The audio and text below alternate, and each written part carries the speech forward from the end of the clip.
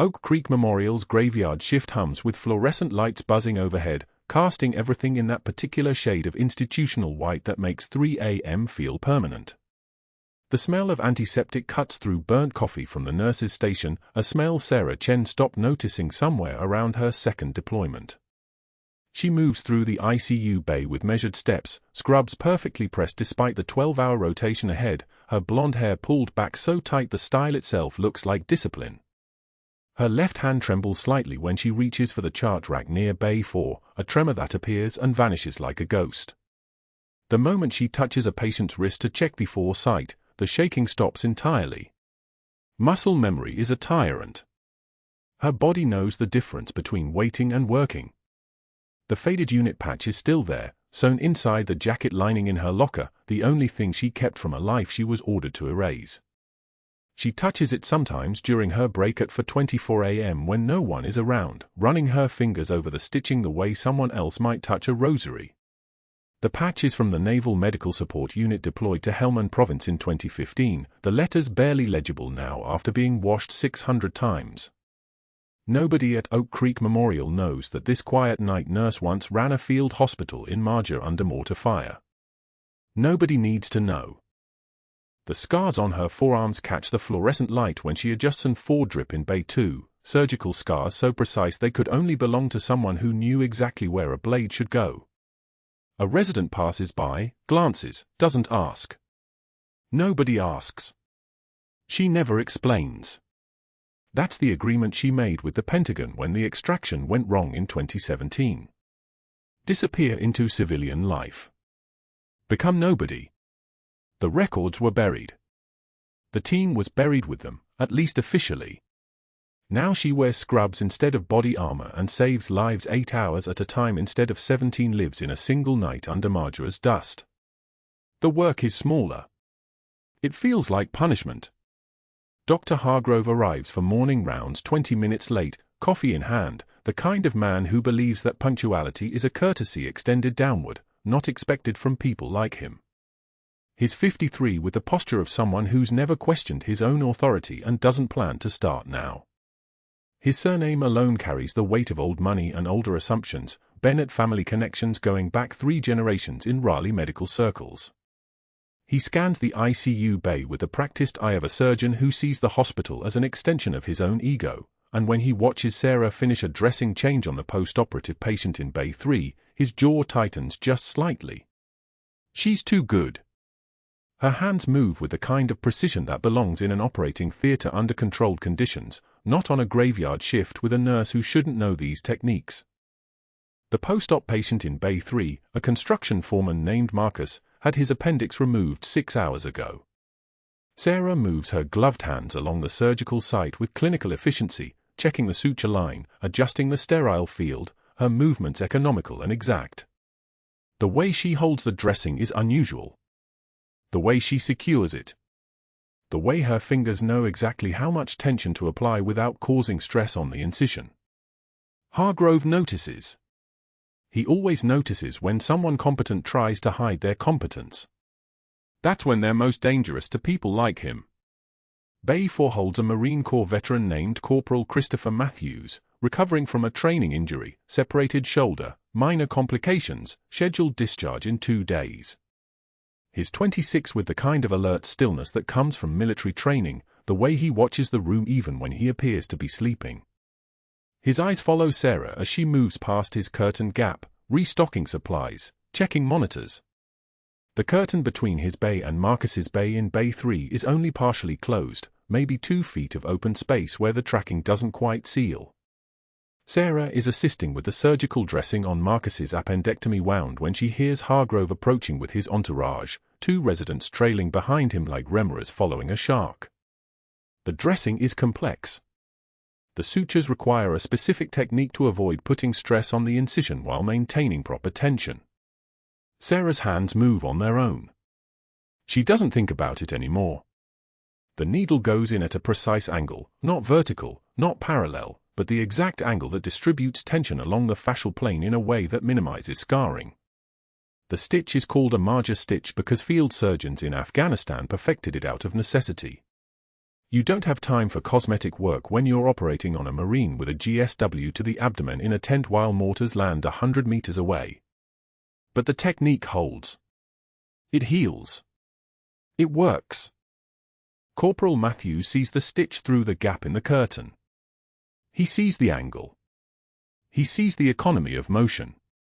His eyes snap fully open. He watches for exactly 3 more seconds, then his lips move. The whisper is barely audible, meant to be quiet, clinical, one military person recognizing another. That's a major stitch. Where'd a night nurse learn combat field technique? Sarah doesn't stop working. She doesn't flinch. She doesn't even pause. Her hands complete the final pass, and then she turns her head exactly 45 degrees and meets his eyes for 1 single second.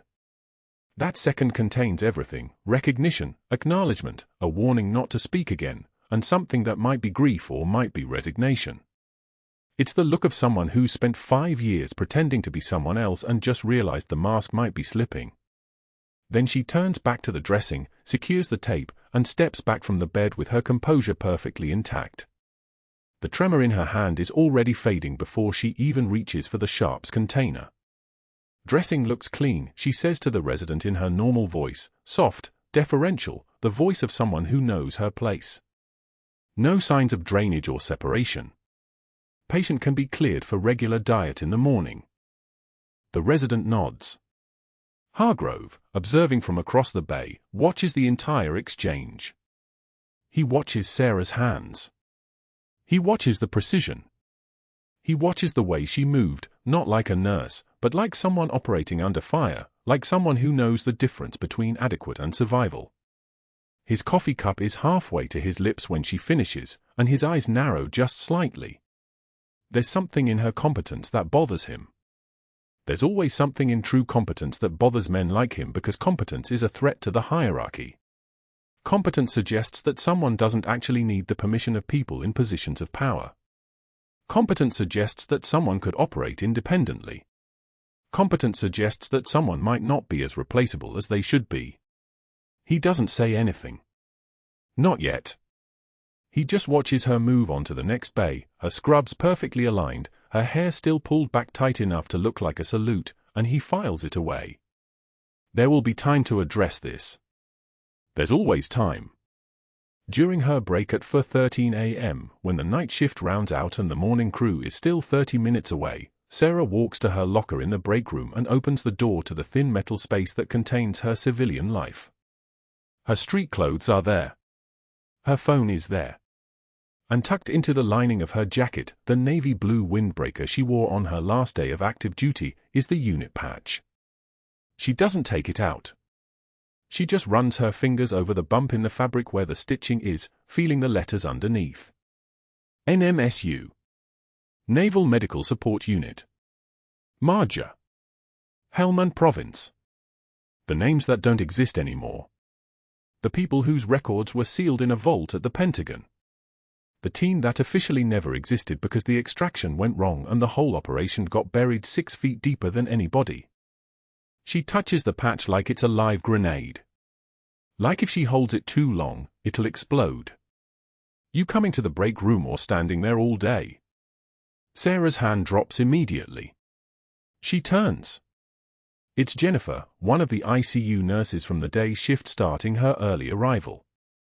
Jennifer is carrying a travel mug of coffee and has the kind of expression that suggests she didn't see anything, which probably means she saw everything. Just grabbing something, Sarah says, her voice back to the soft register it's supposed to live in. Going back to Bay 2. Monitor's drifting again. That monitor's been drifting for 3 days. Someone should tell Hargrove. Someone will. It won't be her. That's not the agreement. The agreement is, stay quiet. Do your job. Save lives in the dark where nobody's watching. Don't draw attention. Don't answer questions about where you learned to move like that or stitch like that or survive like that. The patch stays hidden. The hands stop trembling. The voice stays soft. But Corporal Matthews knows. 3 seconds of eye contact, and he knows exactly what he saw. He knows exactly what her hands can do. Sarah closes the locker and walks back to the ICU, her composure perfectly restored, the tremor gone from her left hand, her mind already moving through the next 2 hours of her shift. The sun will rise in 90 minutes. The day crew will arrive. Hargrove will finish his rounds and retreat to his office and whatever it is men like him do when they're not making people like her feel smaller than they actually are. For now, there's work. There's always work. There are patients who need monitoring and charts that need updating and monitors that need adjusting and a Marine in bay for who just saw something he shouldn't have and will probably never speak of it again because that's what military people do. They know how to keep secrets. The fluorescent lights buzz overhead like insects trapped in a fluorescent coffin.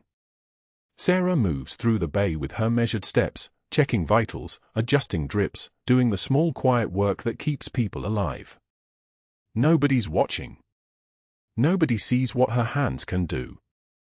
That's exactly how it's supposed to be. That's exactly how it's supposed to stay. But Corporal Matthews is still awake in Bay 4. And he's still thinking about that stitch. The afternoon rounds were supposed to be routine. Dr. Hargrove moved through the surgical ward like a man accustomed to genuflection, his white coat trailing behind him like a cape, his residents parting respectably as he passed. Oak Creek Memorial Surgical Department was his kingdom, had been for 18 years, and everyone understood the hierarchy without needing to say a word. Sarah understood it too. She understood it the way a soldier understands a minefield, by studying the safe paths and never deviating. The Morrison family sat clustered around their father's bedside when Hargrove arrived for post-operative assessment. The man was recovering from a ruptured appendix repair, vital stable, but his medication regimen needed adjustment.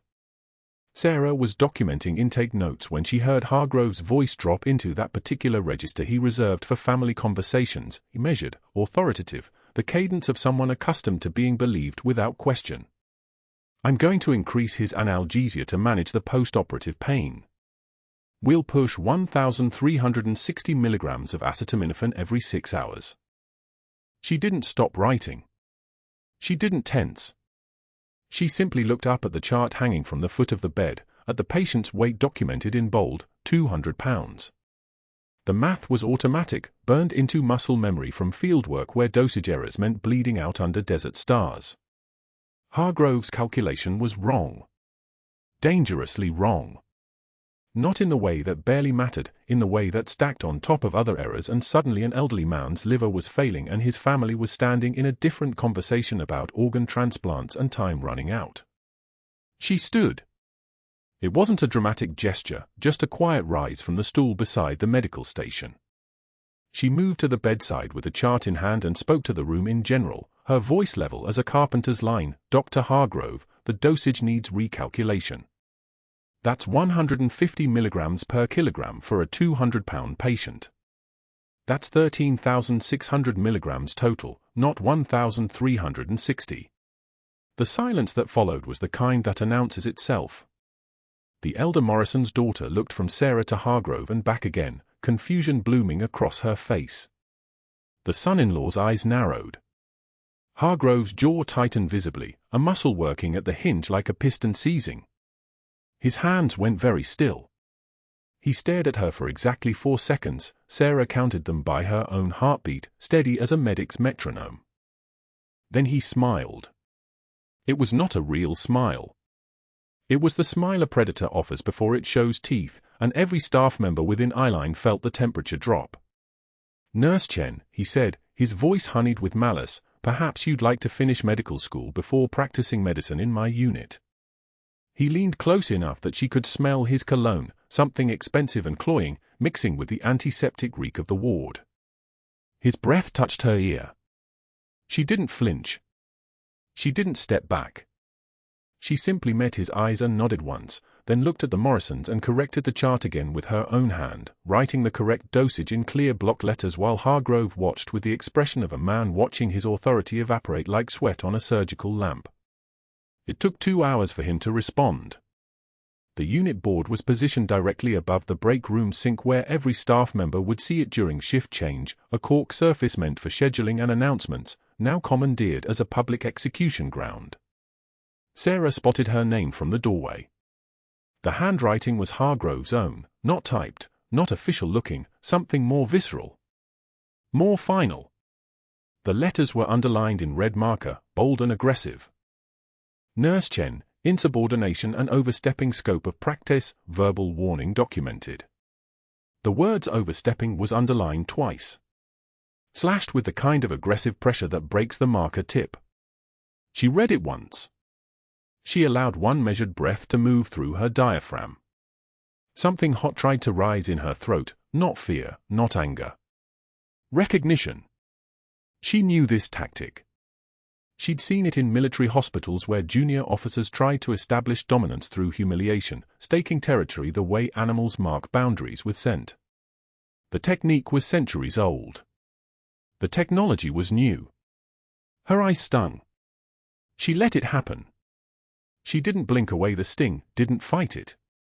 She let one tear track down her cheekbone and watched it fall onto the tile floor, a single witness to the moment. Then she wiped her face with the back of her hand and returned to the medication dispensary without a word to anyone. The break room at 1300 hours was normally a neutral zone, a space where nurses and aides could decompress for 30 minutes, where the hierarchy of the hospital dissolved temporarily and everyone moved as equals. Sarah sat down at the formica table with her sandwich still in its plastic wrapping and her coffee already cold. The room had been moderately occupied when she entered. Within 90 seconds, it was empty. Not gradually empty. Not with excuses that wandered toward plausibility. Empty like a wildfire had blown through and scattered every person toward the exits. The aide who'd been microwaving lunch suddenly recalled a patient needing a bed change in the far wing. The resident who'd been reading his phone looked at his watch and announced that he needed to complete chart notes immediately. A nurse Sarah had worked beside for 8 months without incident stood up, said nothing, and simply left. The janitor pushing his cart paused in the doorway, took in the scene, and reversed course with an expression that suggested he'd made a mistake being there at all. Sarah sat alone with her coffee and her unwrapped sandwich and absorbed the isolation the way a soldier absorbs incoming fire, as information, as data, as something to process rather than something to fight. Her hands were steady. Her breathing didn't accelerate. She took one bite of the sandwich, discovered that swallowing required more energy than she had to spend, and set it aside. The fluorescent lights buzzed overhead, a sound like insects trapped in plastic, and Sarah understood something with the clarity of a woman who'd stood in a field hospital in Helmand Province watching her reputation evaporate before her eyes. Institutional power protected itself. Hargrove's version of events would become the narrative because he controlled the unit board and the shift schedule and the way doctors spoke to nurses and nurses spoke to aides. The Morrisons had seen her correct him. But the Morrisons were leaving tomorrow, returning to their real lives, forgetting by next week whether it was acetaminophen or aspirin.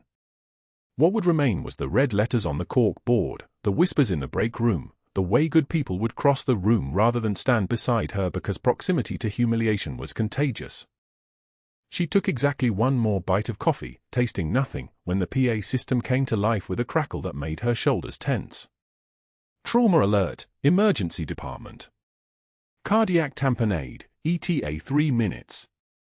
The voice announcing it carried urgency but not panic. This was Oak Creek Memorial, a teaching hospital, and cardiac emergencies were part of the rhythm. Sarah stood without thinking, leaving the sandwich and the cold coffee behind, moving toward the trauma bay with the automatic muscle memory of someone who'd stood exactly this way in surgical suites across 3 continents. Her heart rate had changed. Her breathing had shallowed. Her hands already knew what they were about to do. The ER nurses were calling out blood types, starting 2 large bore 4s, getting the crash cart positioned. The monitor was screaming. The patient was young, couldn't be more than 25, military bearing even on a stretcher, his face the color of wet concrete. His pressure was 82/50 and dropping. His oxygen saturation had fallen to 71. The veins in his neck were distended, blooming like dark rivers under translucent skin, and his heart sounds were muffled, distant, as if the organ itself was drowning. Pericardial effusion. Cardiac tamponade. A training accident. Something had punctured the sac around his heart and it was filling with fluid the way a balloon fills with water, compressing the cardiac chambers, preventing them from expanding enough to fill. In 3 minutes, his heart wouldn't be able to beat effectively anymore. In 4 minutes, there would be no pressure to perfuse his brain. In 5 minutes, he would be dead. Dr. Hargrove was standing at the bedside with a stethoscope pressed to the man's chest, his face pale as parchment, his hands trembling slightly. He looked at the monitor, looked at the patient, and looked away, as if averting his eyes from the situation might somehow defer the consequences of inaction. Sarah had seen that expression before. It was the expression of a man whose training had taught him theory but never reality, whose prestige had insulated him from situations he couldn't delegate downward. "Who's the attending surgeon?" someone called out. 20 minutes out. Traffic on I-40. Sarah was moving before the sentence finished. She snapped on a pair of nitrile gloves with a sound like twin gunshots cracking through the ER, and her voice dropped 2 octaves, carrying the weight of authority that came not from a hospital badge but from a decade and a half of making life-and-death decisions while mortars landed 50 meters away. "Get me the pericardiocentesis kit. 14-gauge needle. Sterile field right here, subxiphoid approach." The ER staff moved. Not because she was the most senior person in the room, Hargrove was, but because her voice carried the absolute certainty of someone who had done this before, who would do it again, who had no margin for debate. Hargrove made a sound that might have been a word. "The surgeon is 20 minutes, we should wait." "He'll be dead," Sarah said, not unkindly, just factually. "Pressure's 82 and dropping. 3 minutes until cardiac arrest." "Hand me the kit." She prepped the site at the base of the breastbone where the ribs met, the space where a person's hand could find the soft triangle if they knew what they were looking for. The kit arrived. She laid out the needle with the precision of someone who'd done this procedure in conditions that made a sterile ER look like a cathedral, in field hospitals lit by generator, in caves where you could hear Taliban fighters calling to each other outside the perimeter, in sandstorms where you couldn't see the patient's face clearly but you could feel the position by muscle memory alone. The needle went in at 30 degrees toward the left shoulder. Sarah's hands moved like they always moved, the movement of someone who had stopped questioning her own competence approximately 8 years ago, who had learned that doubt kills more efficiently than any virus. The golden straw-colored fluid came back into the syringe, and the Marine's blood pressure began to climb. 82, 88. 94, his oxygen saturation climbed with it. 71, 78. 85, his lips regained color. His fingers stopped twitching with the microspasms of shock. The room exhaled. The monitor showed sinus rhythm. The young Marine's eyes opened for a moment, unfocused and dreaming under the medication, and his mouth formed a word that might have been gratitude before sedation pulled him deeper under. Dr. Hargrove was still standing at the foot of the bed, his hands clenched so tightly that his fingernails were cutting crescents into his palms. His face had shifted from pale to something darker, angrier, the expression of a man watching his absolute authority dissolve like morning fog. When he looked at Sarah, she saw something she'd come to recognize through experience, the moment when a man decided that professional destruction was the only acceptable retaliation for professional embarrassment. But that wasn't the worst part. The worst part was that she didn't care anymore. The ER doors burst open at 11:36 p.m. and Corporal Jake Matthews came through on a stretcher like something broken and falling, his chest heaving, his skin the color of wet cement. 23 years old. Marine Corps Reserve out of Camp Lejeune.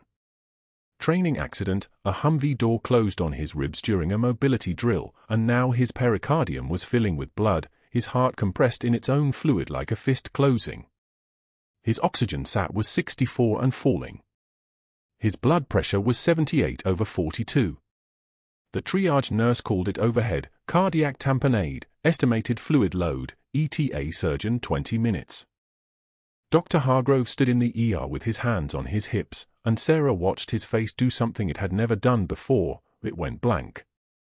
Not thoughtful. Not composed. Blank. The kind of blank that comes when a man is used to being the smartest person in every room and suddenly the room is asking him to save a life he doesn't know how to save. Matthews was gasping now, each breath shallower than the last, his lips starting to blue at the edges. The monitor showed a pressure so low it barely registered as human. 400 milliliters of blood in his pericardium would kill him. Maybe less. Hargrove opened his mouth. Closed it. His attending resident, Dr. Chen, no relation, looked at him. "Sir? Orders?" "We wait for surgical," Hargrove said, and his voice sounded like something rusted. "We stabilize him until the surgeon." "He won't make it 20 minutes, sir." The silence that followed lasted approximately 2 seconds. Then Sarah moved. She didn't ask permission. She didn't defer. Her hands reached for the 14-gauge angiocath needle before her brain finished the decision, muscle memory taking over, the kind of muscle memory that comes from doing something in a sandstorm with rounds going off overhead and knowing that if you hesitate, people die. The sterile field materialized under her hands. She prepped the left fifth intercostal space, mid-clavicular line, the exact anatomical landmark where the needle goes in. The antiseptic smell sharp and bright. Her hand steady as a surgical laser. She moved like someone who'd done this before. Because she had. 17 times in Marja. 3 times in Sanjin Valley. Once in a forward operating base with a chaplain holding a headlamp because the generator died during an insurgent mortar attack. "What are you doing?" Hargrove's voice cracked slightly. "Saving his life, Doctor," Sarah said, and there was something different in her tone now, not deferential, not soft. Just flat. Just fact. The needle went in at the correct angle, and she felt the moment it breached the pericardial membrane, that subtle resistance and then release. The hiss of air escaping. Fluid dark as motor oil flowed back into the syringe, and the monitor changed almost immediately. His oxygen sat jumped from 64 to 71. His heart rate stabilized from chaotic to something resembling a rhythm. The pressure crept up. 72/38. Then 78/44. Then 82/50. Sinus rhythm. Beautiful, mechanical, alive. 30 ccs, she said quietly to the resident, who was staring at her like she'd just performed a magic trick. Repeat the echo in 2 minutes. If there's reaccumulation, we tap again. Matthews's eyes opened. He looked at Sarah for 1 second, and in that second something passed between them, recognition, maybe. Or just gratitude. His hand moved, and she caught it with her other palm, held it steady against the stretcher rail while the ER exploded into motion around them, nurses running, monitors beeping, Hargrove standing exactly where he'd been standing, watching. The surgeon arrived 22 minutes later and found a stable patient. A Marine with a needle in his chest and a night shift nurse who'd just saved him from becoming a mortality statistic. "Who placed this?" the surgeon asked, looking at the pericardiocentesis like it was a work of art. "Nurse Chen," the resident said quietly. The surgeon looked at Sarah. He was the type of man who reads people the way other men read newspapers. "You've done this before." "Once or twice," Sarah said, and she was moving away already, back to the counter, back to the periphery, the civilian nurse persona sliding back over her like a coat she'd taken off for exactly 90 seconds. But that wasn't the worst part. The worst part was that Hargrove had watched the entire thing, and his face had gone through 5 different colors of rage, and he wasn't done yet. Within 1 hour of the surgical team taking Matthews to the OR, Hargrove made his first call. The hospital board president, Marcus Davenport, was on the 18th hole of Raleigh Country Club when his phone buzzed. Hargrove's voice came through precise and regretful, like a man concerned for institutional welfare. "Marcus, we may have a liability issue. Nurse Chen performed a surgical procedure tonight, pericardiocentesis, no physician supervision. I'm worried about patient safety and legal exposure." Davenport, who made his money in real estate and medical device distributions, understood liability the way other men understood oxygen. He promised to look into it. "Thorough review, Tom. Anything like that happens again, we need documentation." The documentation was already happening. Hargrove's second call came at 1:15 a.m., this time to a nursing school reference in San Diego, a dean named Patricia Hoffman who'd left voicemail saying she was asleep and would call back. Hargrove left a message that was brilliant in its vagueness. "Patricia, it's Dr. Thomas Hargrove from Oak Creek Memorial in Raleigh. We're doing a routine credentialing review on one of our nurses, Sarah Chen, and I had some questions about her stability and truthfulness during her training program. When you get a chance, could you call me back? It's not urgent, just a formality." He left his number twice. The implication was everything. The facts were nothing. By 2:36 a.m., he'd placed 3 more calls to other references, all variations on the same theme. He was planting seeds now, small doubts that would grow in the garden of professional reputation. By morning, people would be wondering. Why was she asking for stable and truthful? What had Chen done that warranted questions about her truthfulness? At 3:19 a.m., Hargrove walked into the administrative offices and asked for Linda Hartwell, the external HR investigator on contract with Oak Creek Memorial. He had a folder with him, personnel files, background materials, credential documentation. He sat across from her in a climate-controlled office that smelled like fresh coffee and institutional anxiety. "I'd like to flag a credentialing concern," Hargrove said, sliding the folder across the desk. "Routine audit, nothing dramatic, but there are gaps here I want documented." Hartwell opened the folder. Sarah's nursing school records looked fine.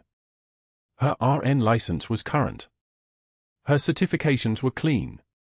But then there was the employment history, and Hargrove had circled it in red pen like a surgeon marking an incision site.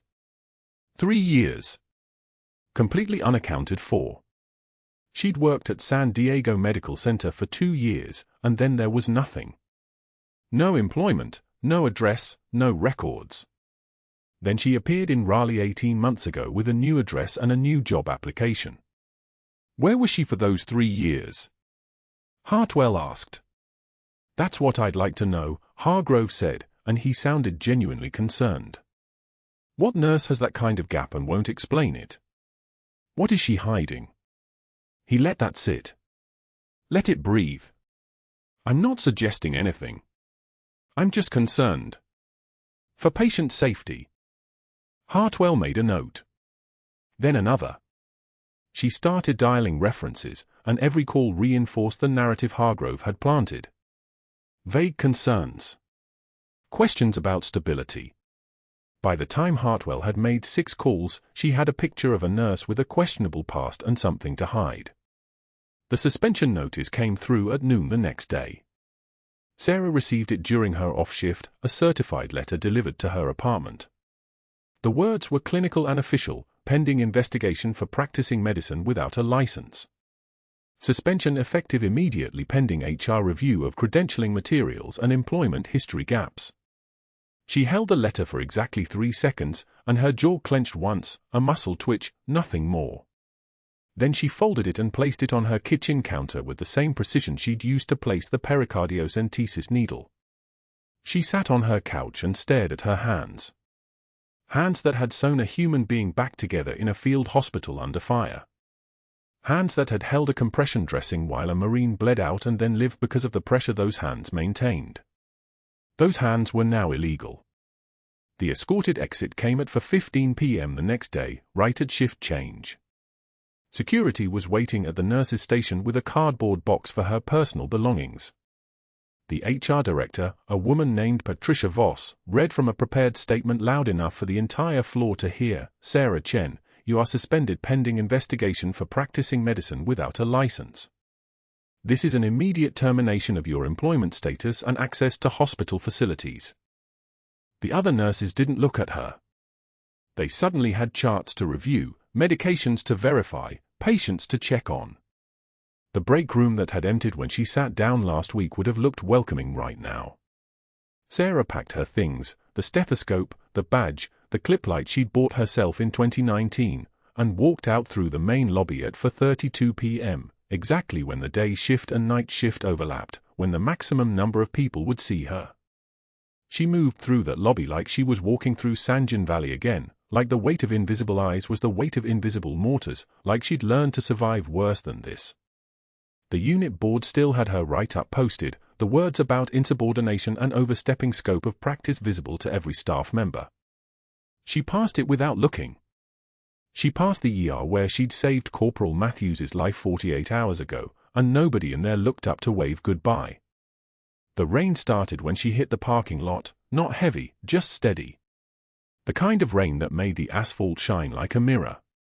She sat in her car for 11 minutes before starting the engine, her hands on the steering wheel, not shaking. Not crying. Just still. Just the kind of still that comes after combat, when everything inside you is moving at 1,000 miles per hour but your exterior is locked down tight enough to hold classified information.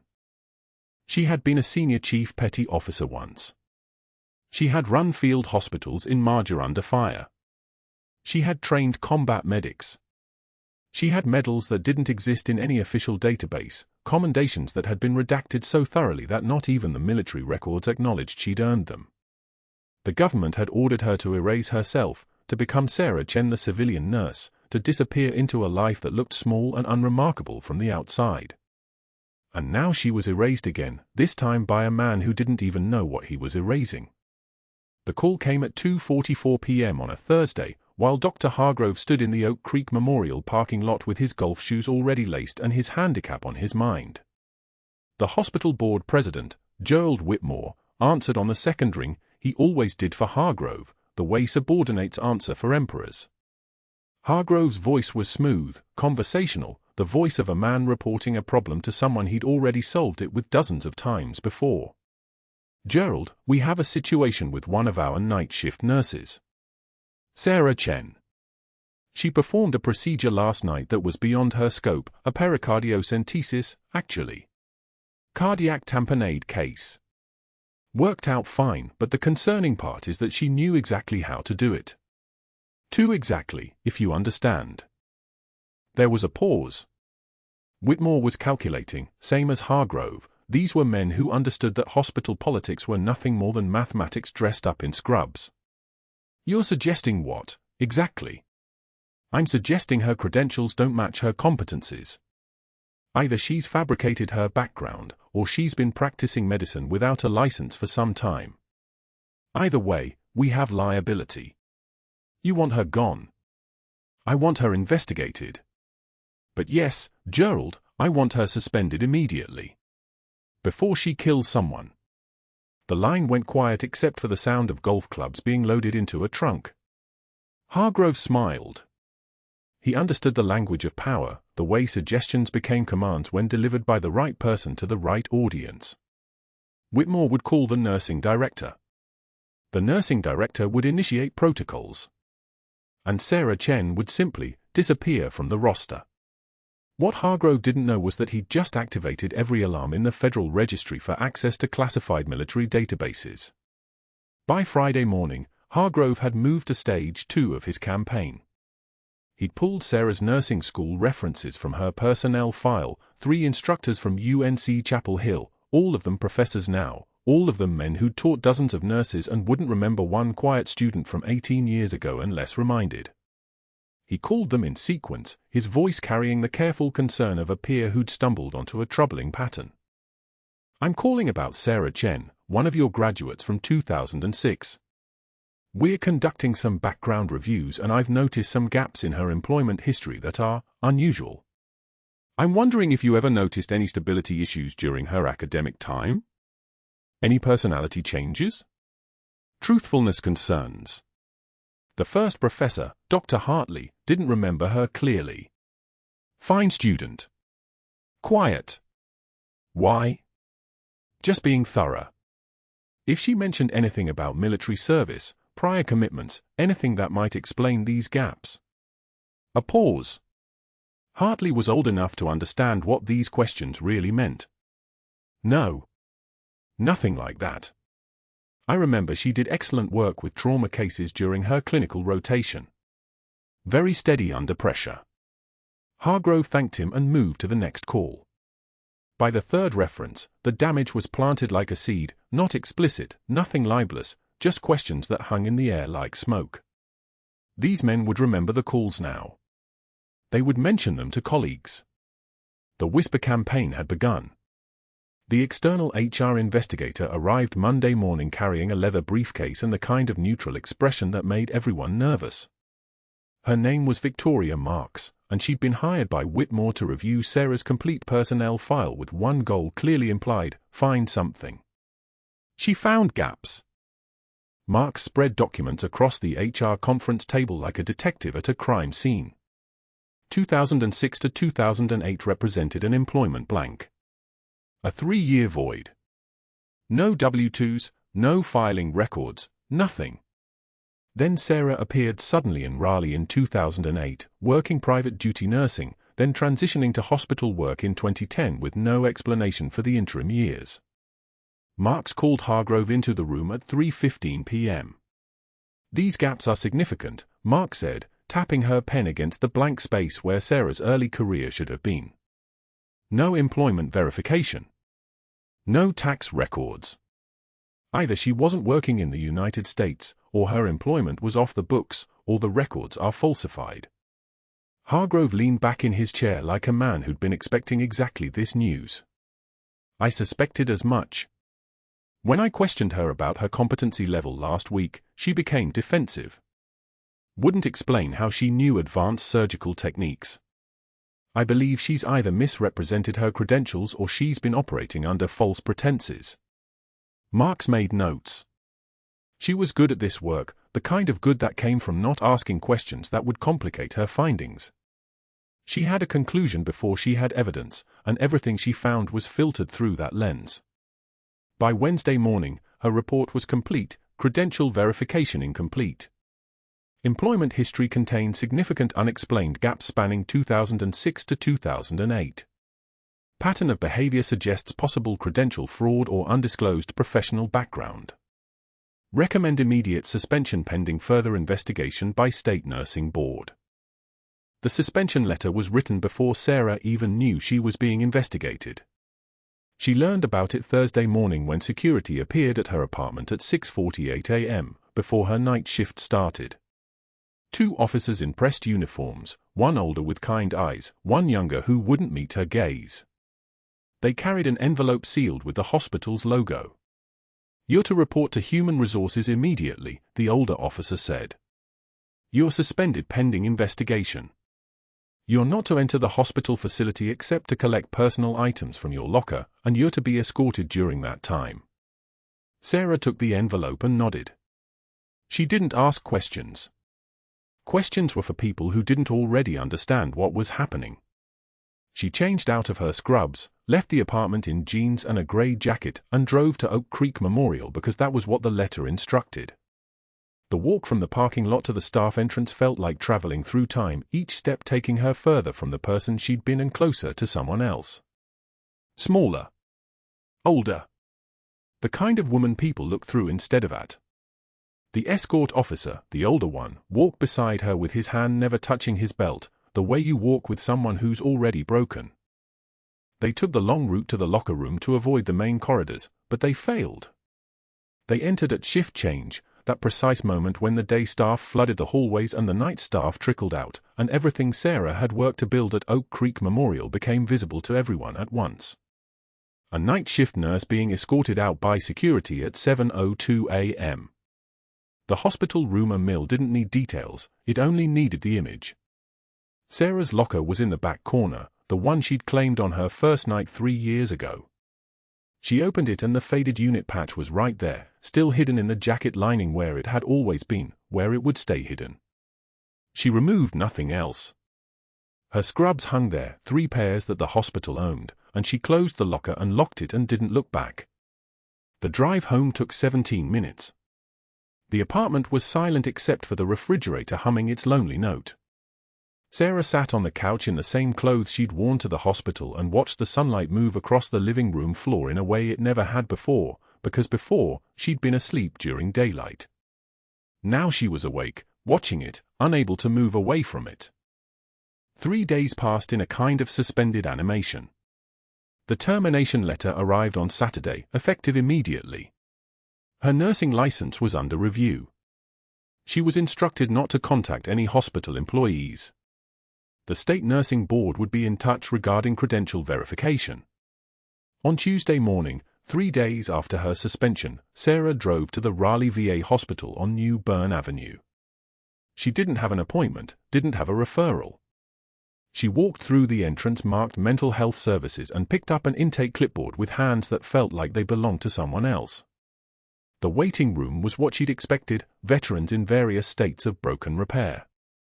A man missing his left leg, prosthetic gleaming like a lie. 2 women with service dogs that had their own invisible support structure. An older gentleman with the 1,000-yard stare that came from seeing things no human being should see and then trying to pretend you hadn't. A staff sergeant 2 chairs down had the same unit patch she kept hidden, the JSOC Task Force 121, Marja Deployment, 2011 to 2013. He was reading a pamphlet on PTSD symptoms. She angled her body away and filled out the intake form with false address information. Her hands were steady. Her breathing was controlled. This was rock bottom, but rock bottom came with composure because rock bottom was familiar ground. The form asked why she was seeking services. She wrote, civilian transition adjustment. Sleep disturbance. Occupational stress. All of it was true. None of it was the real reason. Her number was called at 11:23 a.m. A counselor named Daniel, early 40s, introduced himself and gestured toward a small office. She stood to follow when her phone buzzed in her jacket pocket. Unknown number. The message was 3 words, Corporal Matthews. Critical. She pulled the phone closer and read the full text, Corporal Matthews needs transfusion. O negative. Critical shortage. He asked for you. Sarah stared at the phone, then at the counselor's door, then at the staff sergeant 2 chairs down, still reading about PTSD like it was something that could be cured with pamphlets and conversation. She looked at Daniel and said 4 words, I have to go. She didn't wait for a response. She walked past the reception desk and out into the parking lot, where her car was waiting and the afternoon was clear and there were exactly 2 paths ahead of her. One stayed invisible. One meant breaking her suspension, violating her agreement with the hospital, giving Dr. Hargrove exactly what he needed to destroy her completely. She drove to Oak Creek Memorial anyway. The blood bank was in the basement, accessible from a side entrance that security rarely monitored. She knew the way because she'd done donation drives for the hospital dozens of times in her first years, before everything became about survival and invisibility. The phlebotomist was Jennifer Chen, no relation, and she looked up from her desk with an expression that cycled through surprise and something that might have been pity. I need to donate, Sarah said. O negative. 2 units. Jennifer's hands moved without her asking any questions. Hands that understood without words. The needle went in with that small pinch of discomfort, and Sarah watched the blood move through the tubing, red, thick, alive with her own oxygen and antibodies and the cellular signature that said she was human, she was real, she was still capable of saving something. I can't process this officially, Jennifer said quietly. You know that. I know. But I can make sure it gets to the right place. What name? Anonymous. The donation took 23 minutes from start to finish. The bag was labeled and coded and moved into the refrigerator where it joined dozens of others.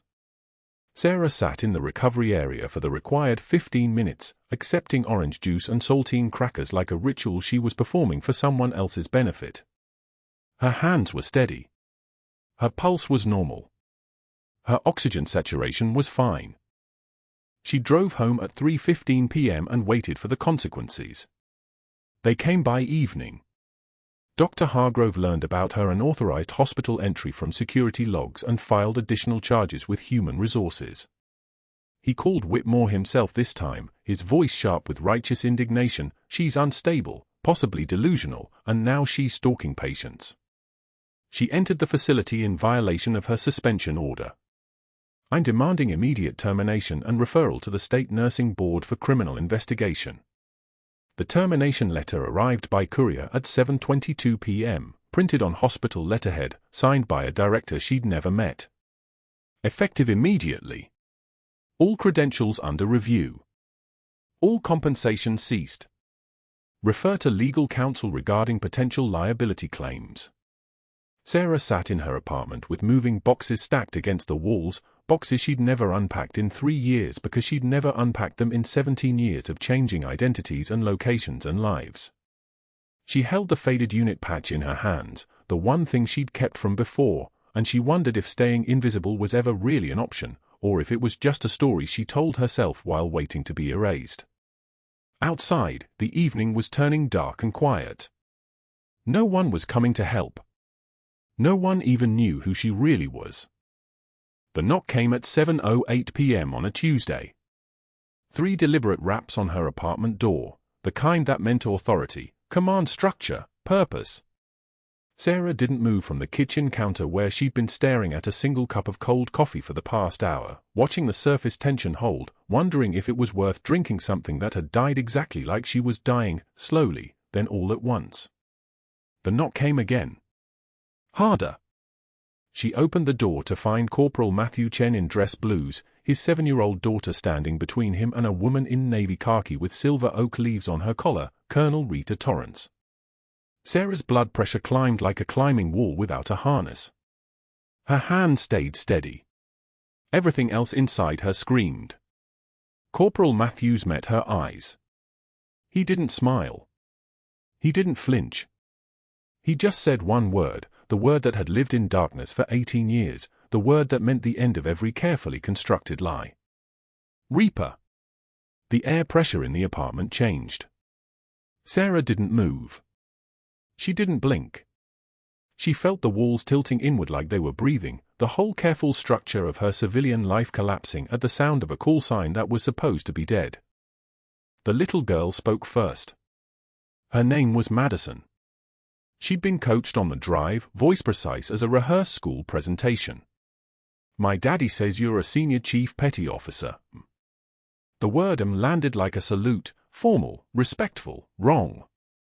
Nobody had called her that in 18 years. The wrong way to use it made it feel like the first time anyone had ever said it correctly. Sarah stepped back. Not retreat. Just distance. Tactical spacing. The training never leaves. A 4th person stepped from behind Colonel Torrance, a woman in VA hospital staff uniform, trauma nurse with trembling hands holding a manila file. The kind of file that got people disappeared if they were careless. The nurse's voice shook as she read, each word another piece of the sealed record breaking open in Sarah's living room like a containment breach. 17 field surgeries under fire. Silver Star for extracting wounded under ambush conditions. Navy Cross recommended. The nurse paused, hands visibly quaking. That's just the first page. There's more. Sarah could smell the cheap paper of the file, the way old documents carry the scent of government basements and redacted secrets. She didn't take the file when it was offered. Taking it meant accepting that this was real. She wasn't ready for real. The living room door opened wider. A 5th person entered, a man with the bearing of someone who'd spent decades giving orders and having them followed instantly.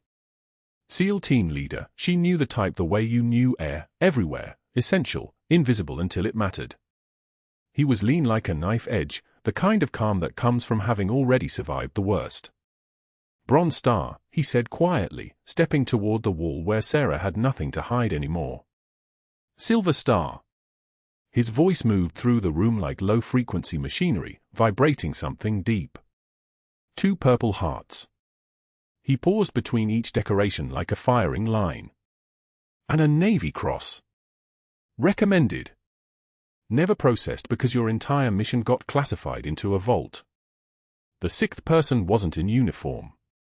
Dr. Richard Hargrove stood in the doorway behind the SEAL team leader, his face the color of hospital ceiling tiles. His mouth opened and closed like a fish with no water, like a man watching every building he'd constructed collapse into a sinkhole. He'd followed them, Sarah realized. He'd come thinking he was about to witness stolen valor, about to document the fraud that would finally finish her. Instead, he was watching his entire understanding of the world rewrite itself in real time. Hargrove started. His voice cracked like winter ice. That's classified information. That's Federal, a new voice cut through from the hallway. Not a question. A statement of fact delivered with the weight of institutional authority. 3 FBI agents in dark suits moved past Hargrove like he was furniture. One of them held a warrant that looked like it had been typed on a printer that never ran out of ink. Special Agent Reeves, Federal Bureau of Investigation. Dr. Richard Hargrove, we have some questions about unauthorized database access, attempted forgery of federal documents, and obstruction of a federal investigation. Sarah watched Hargrove's hands shake as the agents approached him. She'd never seen him shake before. Even when he was cutting into patients, even when the outcomes were uncertain, his hands had moved with the confidence of a man who believed he was untouchable. Now his hands looked like they belonged to someone else, someone older, someone afraid. I was just trying to protect the hospital integrity, Hargrove said. The words came out thin, inadequate, the sound of a mansion collapsing into kindling. These employment gaps, this inconsistent record, it didn't add up. It didn't add up because it was classified, Agent Reeves said flatly. You accessed secure Department of Defense databases without clearance. You attempted to fabricate evidence against a federal asset. That's 14 years per count. Multiple counts. Sarah felt Corporal Matthews watching her, waiting for a reaction she wasn't sure how to give. Madison stared at her like she was trying to see inside the woman her father had been telling stories about. Colonel Torrance's expression didn't move, just steady observation of a situation unfolding exactly as planned. The SEAL team leader held out a hand. Sarah took it. His grip was like shaking hands with a mountain, solid, real, something to anchor to. Senior Chief, he said. You've been in the dark too long. 6 weeks later, the perp walk happened at Oak Creek Memorial during morning rounds. Hargrove came down the main corridor in handcuffs, federal agents on either side of him like gray-suited bookends. The entire surgical floor stopped, medication passes abandoned, residents froze with pens in hand, administrators emerged from corner offices like they'd been waiting by the door. Sarah stood at the nurse's station in civilian clothes, medical board badge already suspended, and watched him pass the unit board where he'd written her up. The writing was still there. Insubordination. Overstepping scope of practice. The charges against him were read in the lobby in a voice loud enough for every visitor, every family member, every news camera outside to hear: unauthorized access to classified systems, attempted forgery of federal documents, obstruction of a federal investigation. His wife filed for separation within 72 hours. Media helicopters circled above Raleigh. The hospital released a statement distancing themselves from him before his first arraignment. By the time his attorney recommended a plea deal to avoid prison time, Dr. Richard Hargrove had become the kind of name people whispered, the surgeon who'd tried to destroy a decorated veteran to protect his ego, the man who'd accessed classified government databases for revenge. 6 months later, a letter arrived at Sarah's temporary address in Arlington.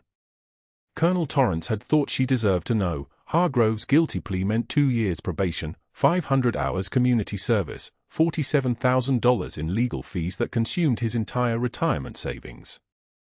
His pension was suspended. The hospital rescinded his privileges.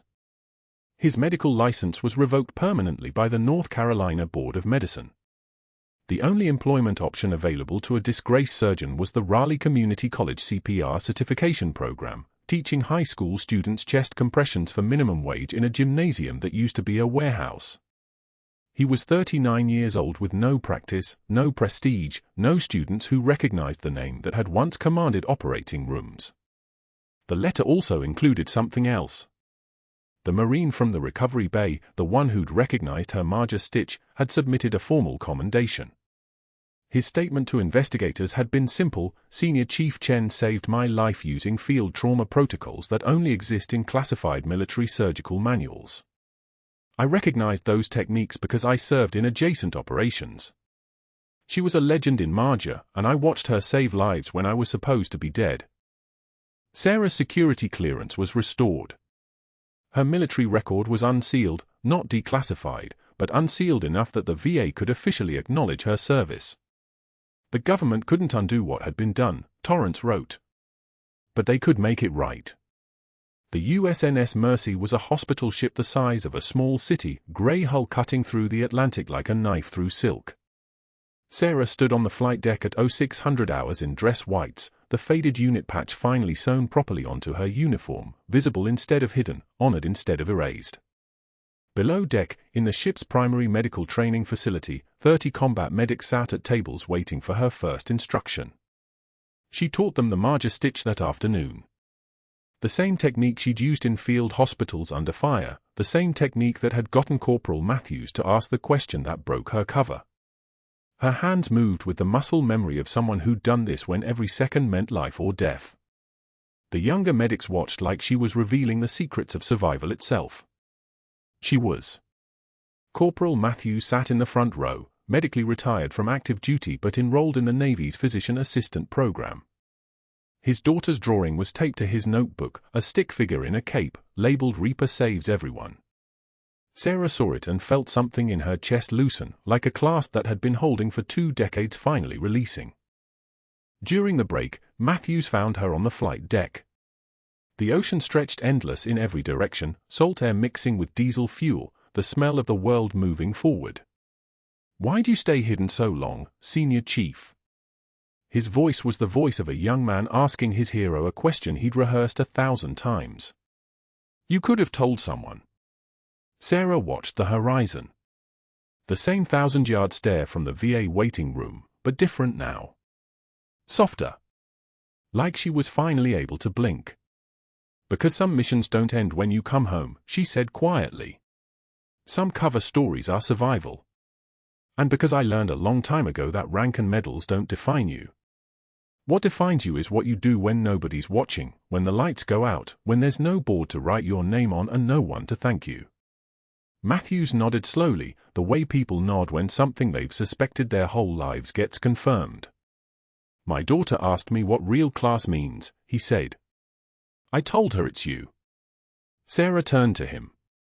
"Tell her that true class is what you do when the lights go out. The rest is just noise." Below deck, a new class of combat medics circulated her declassified file, studying the legend of the senior chief who'd run field hospitals in Marja and saved lives in darkness, then done it all over again in a civilian ER with no recognition and no backup. Because that's what real warriors do. Because that's what she was. That's what she'd always been. If you've ever been underestimated by someone who had no idea what they were standing next to, subscribe to the channel and drop a comment. What would you have done in Sarah's position? And if you want to watch what happened before this moment, check out the previous segment.